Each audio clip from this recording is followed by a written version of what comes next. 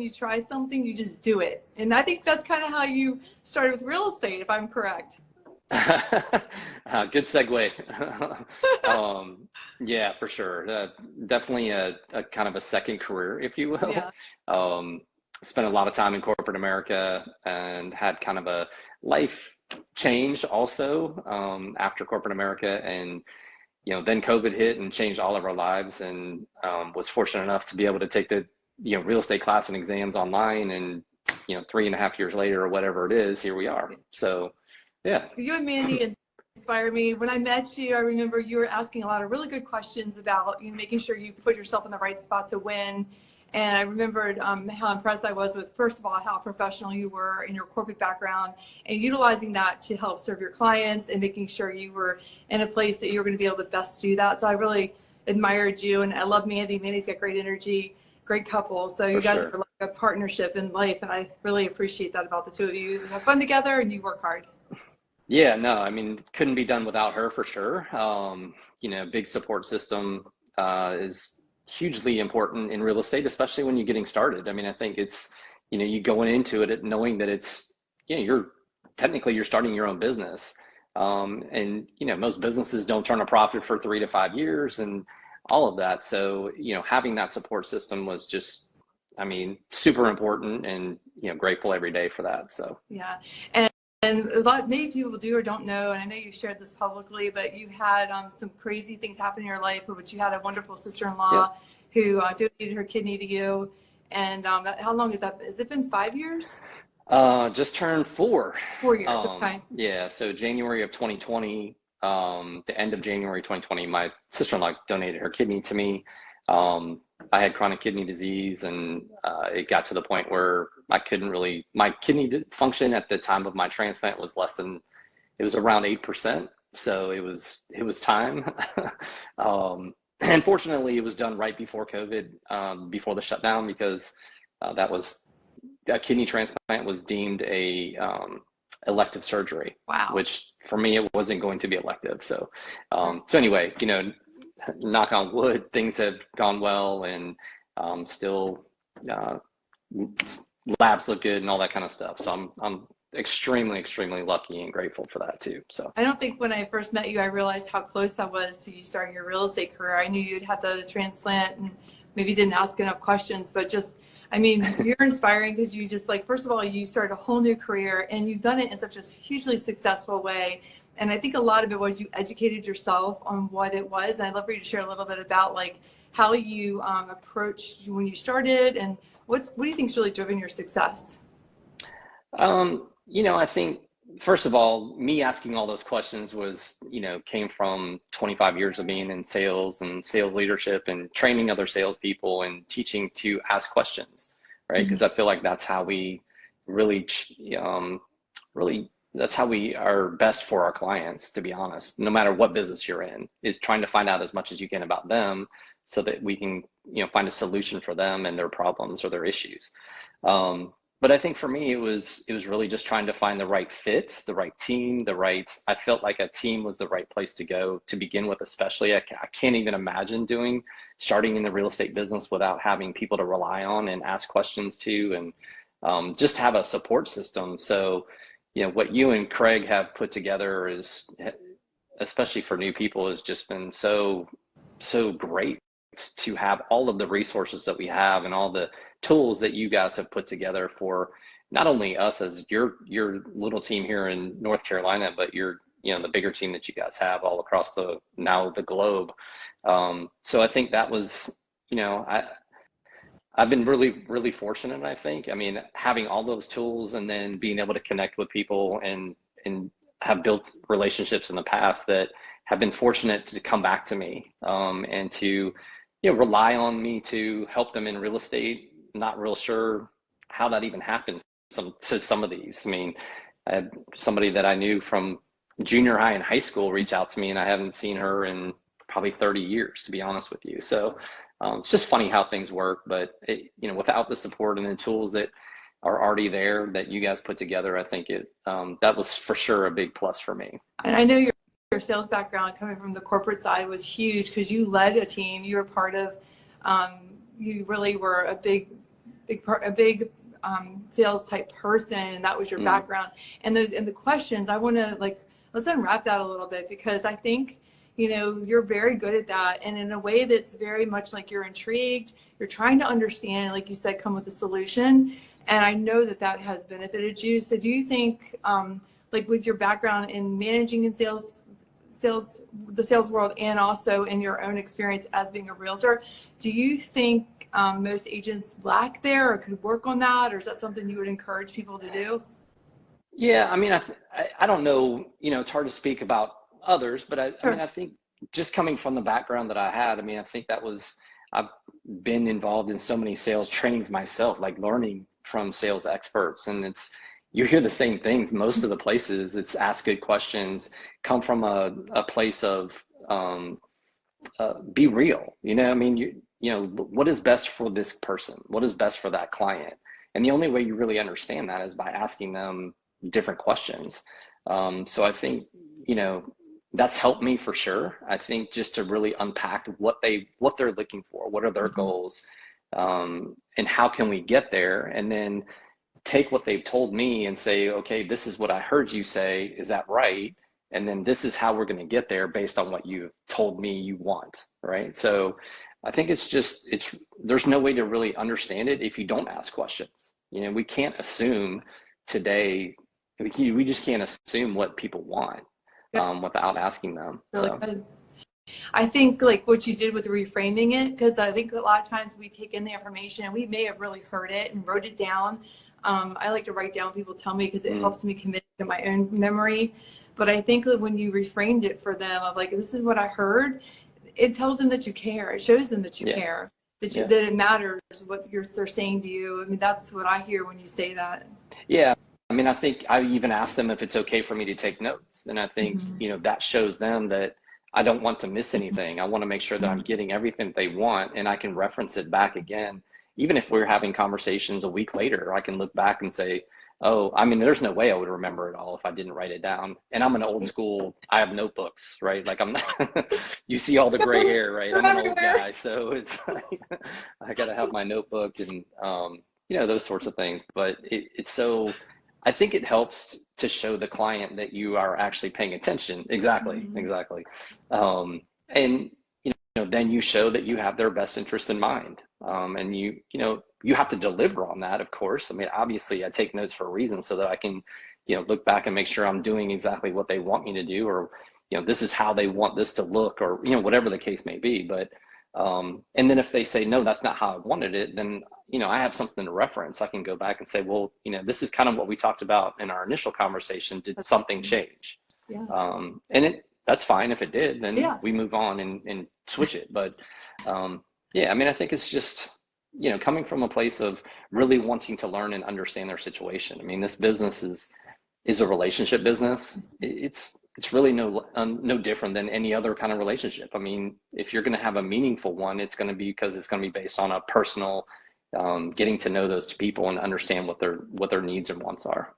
I love that. That's 1,000%. I mean, it's really simple if you can get it to that level, and then you just kind of grow on that, and your knowledge base has really expanded, and you have a depth of knowledge already about the Lake Norman Charlotte market.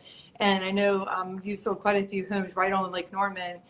Could you share a little bit about what it is when when you go to a listing? You take a lot of listings, or I like to say we get the opportunity to sell a lot of great houses for families and helping them fulfill their dream. But that means taking that home and putting it on the market. When you're doing that, what is it that you really look for in a home when you're going to sell in Lake Norman? What is it that do you go in with like buyer's eyes? Like, how do you look at it? Yeah, I mean, that's a really good way to put it. I think it's, you know, you have to, as an agent, as a listing agent, at least I feel like you have to put yourself in a buyer's shoes and see, okay, what am I going to, if I were to come look at this house to buy it, what am I going to be looking for?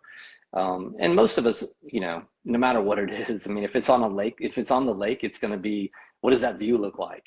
How does it, if I'm sitting on my back porch and enjoying whatever beverage you like, or, you know, sitting for breakfast or a coffee or a drink in the afternoon, are you going to have great views? Or do you see boats go by? I mean, is your dock in good shape? I mean, all the things that, you know, kind of are common sense, but at the same time, it's, a seller, in my opinion, has a very jaded view, right? I mean, Right. they've lived there.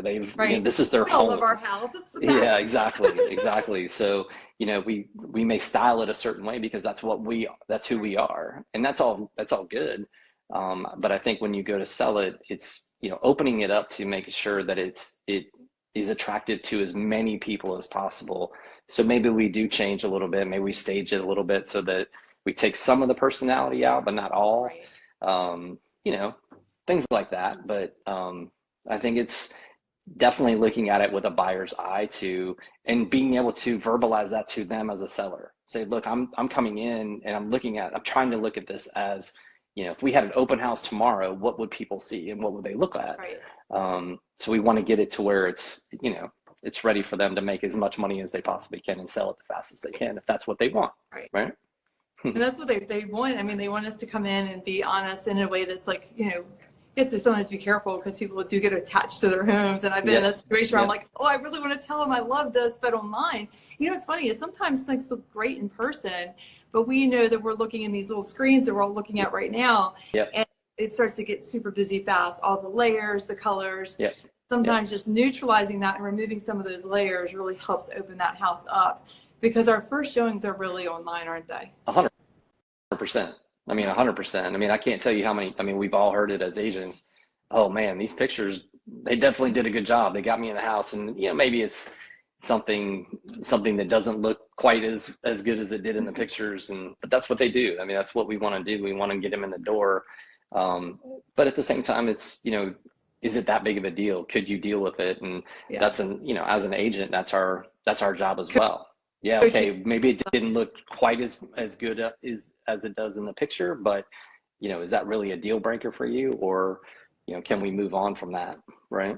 It's kind of I kind of see myself when we're talking to clients like a coach or someone that's kind of guiding them, and then literally, like you said, those questions, listening, keeping that list of things, and kind of reframing and reminding, because you got mom, dad, brother, sister, whoever's buying a house together, whatever the situation is. It could be one mom with kids or whoever. It could be buying a house, and you got lots of opinions, and then you got to kind of help them prioritize what's most important and not get lost in the weeds, because I think that's a good point, and it's really important to know what does the actual person that is buying the house, what do they want? They're going to have all these influences, and they're going to have all these people chirping at them and talking and saying, oh, well, this, that, and the other. But at the end of the day, that's why it's so important up front, in my opinion, to get what do they want? What are they looking for? What is their top 5 list, or whatever you want to, however many things, but what are they really wanting and looking for? And if somebody, mom, dad, brother, sister, friend, says something to the contrary, then again, it's just a friendly reminder. Hey, this is what you told me you were really wanting. This checks a lot of boxes. Is there something that I need to be paying attention to now? Right. Now that somebody else is saying something to you, so. Right. And when you're listing a house, it's like really positioning the house in its absolute best light, because a lot of the things this consumer can't see in a picture. I mean, there's things like water depth, and whether there's a seawall, and whether the dock can have 2 slips or 1, and how much square footage. There's all these different rules that we as agents are aware of, and things to think about from Duke Energy, and whether the dock's been approved. And we go through like septic systems and wells, and really making sure that our clients, when they position themselves to go online, that we've already answered all the questions, so we can remove all the objections for those buyers. And that's one of our biggest parts, is like making sure that house is optimally marketed so that we win the best opportunity to sell that house, because we get one shot, really. And then from there, it's like the less we have to negotiate through on the stuff that's we can handle before we go live, the better. Right. I think that's the key, right? Is to handle it, be proactive, and to get it out there so that people, we've already addressed it. We don't have to wait for questions to come from buyers.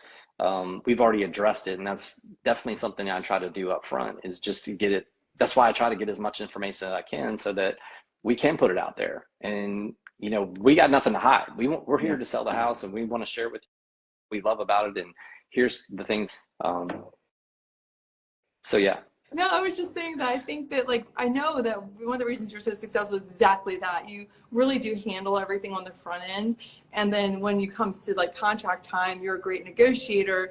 Tell us a little bit about how, a win-win, or how you like to approach a negotiation to help get the job done for your client, and looking out for their best interests.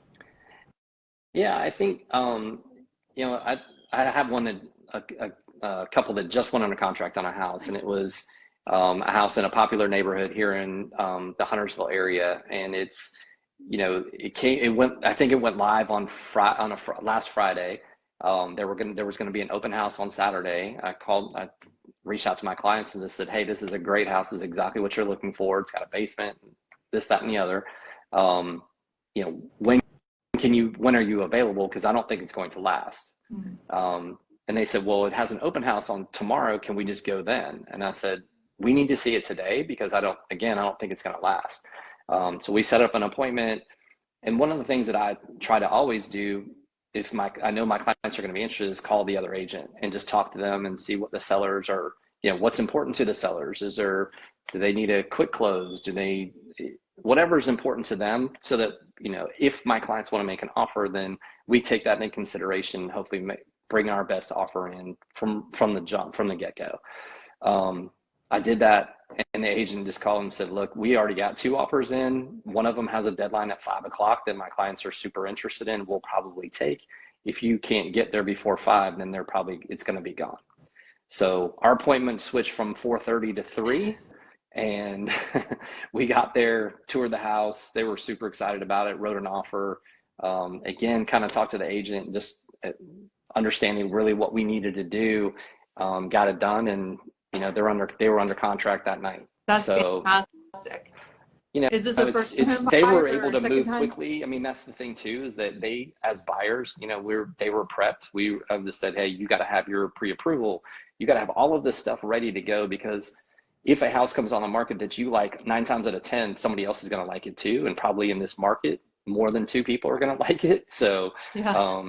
And they were ready, and, but we prepped them in advance. And without that, we would have lost. They would not have gotten that house. So it would be disappointing, wouldn't it? When you like, you went in and you gave it your best shot. That's like the best thing, and then you win it. That's even better.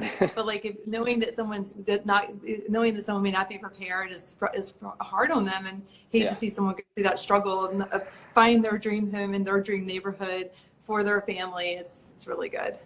Well, I think it only takes one time for them to lose. Yeah.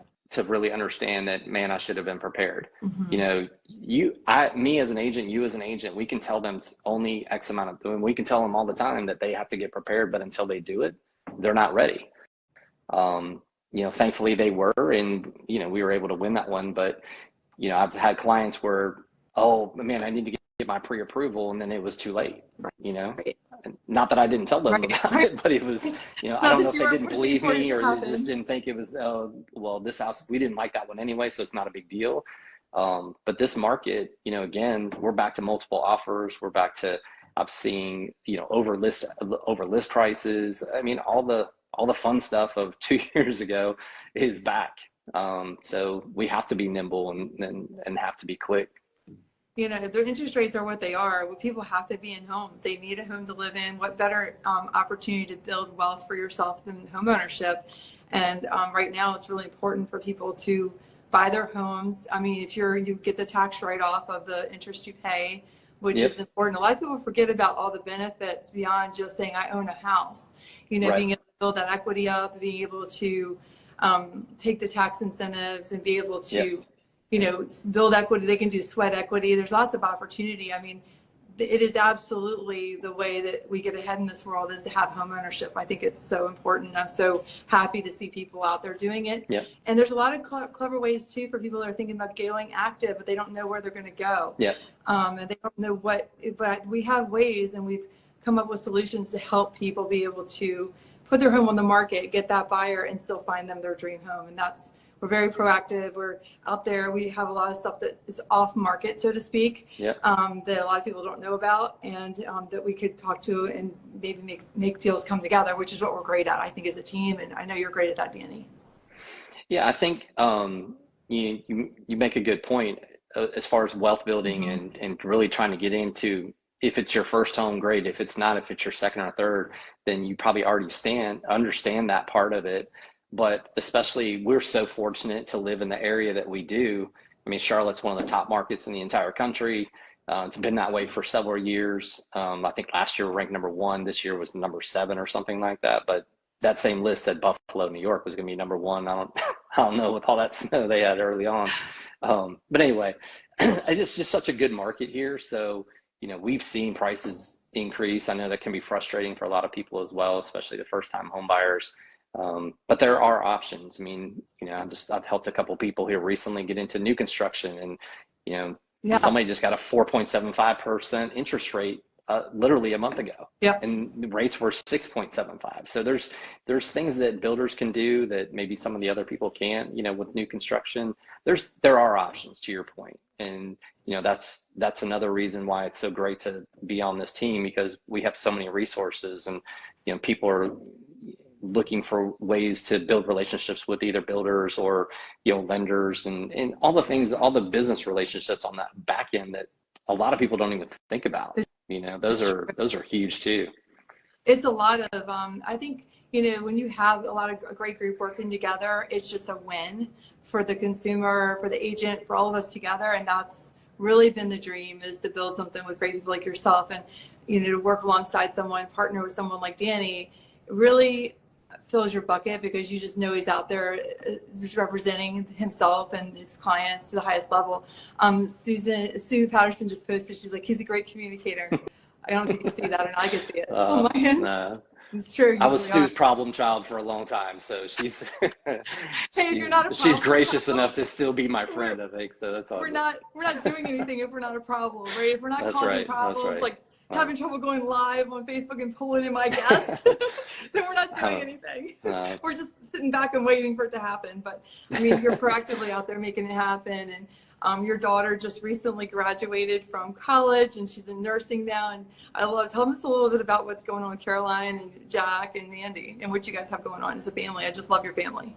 Oh, it's been so fun. Yeah, I mean, Caroline's working at the Children's Hospital here in Charlotte, kind of a dream job for her as her first job. So she's 2 months in and loving it and doing great. Jack has just finished his 3rd year in college, thank goodness, and got 1 more to go. And but that kid is a hustler. He's a hard worker. He's always working, doing something, and so we're super proud of him, because it was kind of questionable what his future looked like going into from high school to his next step. So we're super proud of him there. And we kind of talked about Mandy a little bit. She crushes it in her job. She crushes it at home. She's, it's huge support. And her goal and our goal is just to travel as much as we can and have fun. And, we're lucky enough that our kids are doing well, and one's out of school and one's almost out of school. So we get a chance to have a little bit of fun, just the 2 of us getting out and traveling, things that we like to do. So you got 2 chocolate labs. 2 chocolate labs, Boone and Willie. And Willie, yeah. The superstars, and they're really the stars in the house. I tell Mandy all the time, I'm on the totem pole in our family. It's the kids, it's the dogs, it's probably her sisters and her mom, and then it's me. I love that. But no, it's so much fun having both those dogs. I mean, they're a trip, man. So it's good stuff. It's fun following you guys, and you guys have a special trip coming up soon. Mandy won it through her company, because she's a rusher, like you said. She kills it, man. She kills it. So yeah, we're headed to Arizona here soon, and then who knows? Got a couple other things hopefully on the books this year. So hopefully coming to see me. Yeah, I know, right? We need to. We need to get out and dive. She won't go diving, but I need to go diving. Yeah, I would love that. That's my favorite thing, is experiences with people. I love, especially something that someone's never done before. I love that. It's fun. Yeah. Well, that'd be great. I just am so happy to be able to interview you. Thanks for being my first one, and I couldn't have been a better person. Pardon? I'm the guinea pig. You're the right. No, you're not the problem the guinea shall pig. be the guinea pig. You're the brave one. I said, okay, I'll do this with Shelley. That's all right, man. I appreciate the opportunity, and obviously appreciate all you and Craig do for us. And yeah, Craig's amazing. Sue's amazing. Amy's amazing. You guys don't know. We have a rock star team, just they are foundational in making sure that we all don't lose our wheels as we go run down the street at 150 miles an hour. True story. So we're so fortunate to have great partnerships and great Yep. friendships on the team.